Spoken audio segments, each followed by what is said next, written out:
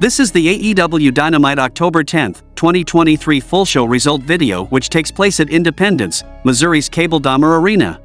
The show started with a match between Minoru Suzuki vs Eddie Kingston for the ROH World and NJPW Strong Openweight Championship, and the result of this match was Eddie Kingston defeated Minoru Suzuki by pinfall to retain the ROH World and NJPW Strong Openweight titles. The crowd cheers for the vanquished challenger who re-enters the ring for a stare-down, one more chop from each man, a hug, and then Eddie rolls out to give Suzuki the ring to himself. Tony Schiavone is backstage with Tony Khan, and he said Jon Moxley isn't cleared, but we will still have an international title match. Khan doesn't seem to know who, but then Hook and his buddy Orange Cassidy walk up. Hook says it's got to be his guy, and Tony Khan is on board. Cassidy is his usual non-committal self until Tony tells him he doesn't have to do it, and then he quickly says he will. The TNT champion is in the control room to start the show, because of course, he's the hottest star in the company. Christian Cage is okay with either Bryan Danielson or Swerve Strickland winning tonight's #1 contender match. He's still mad at Swerve for All In and would love to prove Danielson isn't the best wrestler in the world. Then in the main event, his right hand of destruction will put down Adam Copeland, and he might come out and say a little more about last week beforehand. The next match happened between Bryan Danielson vs Swerve Strickland, and the result of this match was Bryan Danielson defeated Swerve Strickland by pinfall, winning a shot at TNT champ Christian Cage this Saturday on Collision.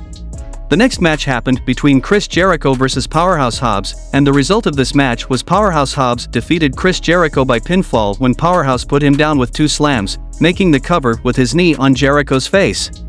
After the bell, another scoop slam leaves Jericho is a heap in the middle of the ring as referee Aubrey Edwards checks on him. On the way out with Callis, Hobbs again reminds us that anyone can get it.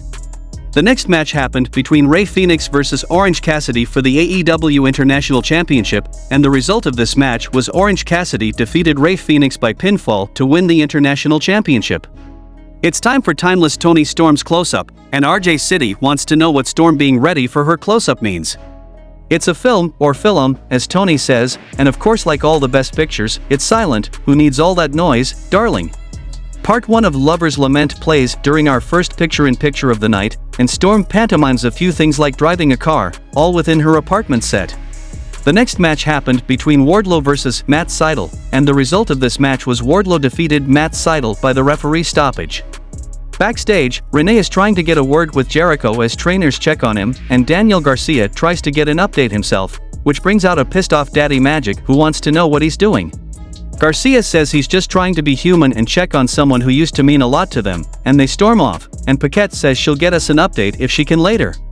The next match happened between Jay White vs Hangman Page, and the result of this match was Jay White defeated Hangman Page by pinfall. Page hobbles after Nana as the Bang Bang Gang celebrates, and here's Maxwell Jacob Friedman. He wants his belt back. They go back and forth with Max saying he understands Switchblade because he'd do the same things he is, but now he's trying to be a better man. It's not easy, but it's worth it.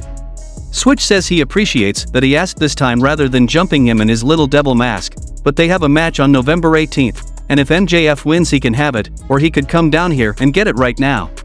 Robinson gets on the mic, calling the champ by his last name and revealing the Dynamite Diamond Battle Royal is next week. He says he's going to win then reveals a roll of quarters with Friedman written on it.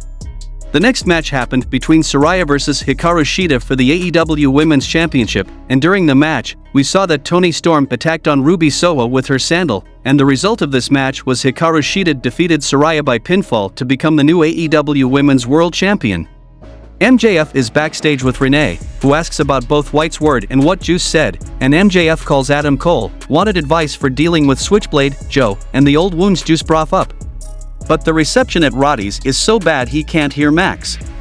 The Acclaimed roll up, and Max Caster offers his services to beat Bullet Club Gold and get his belt back.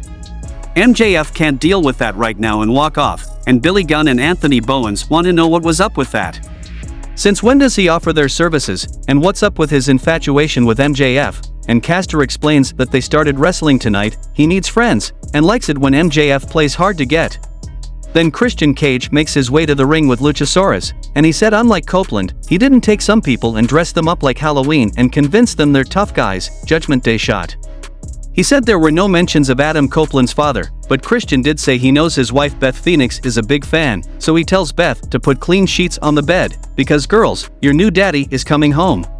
That brings a pissed-off Rated R superstar charging into the ring, and Cage bails. Luchasaurus steps in Copeland's way. Nick Wayne grabs his boot, allowing Luchasaurus to put him into the corner hard before the bell.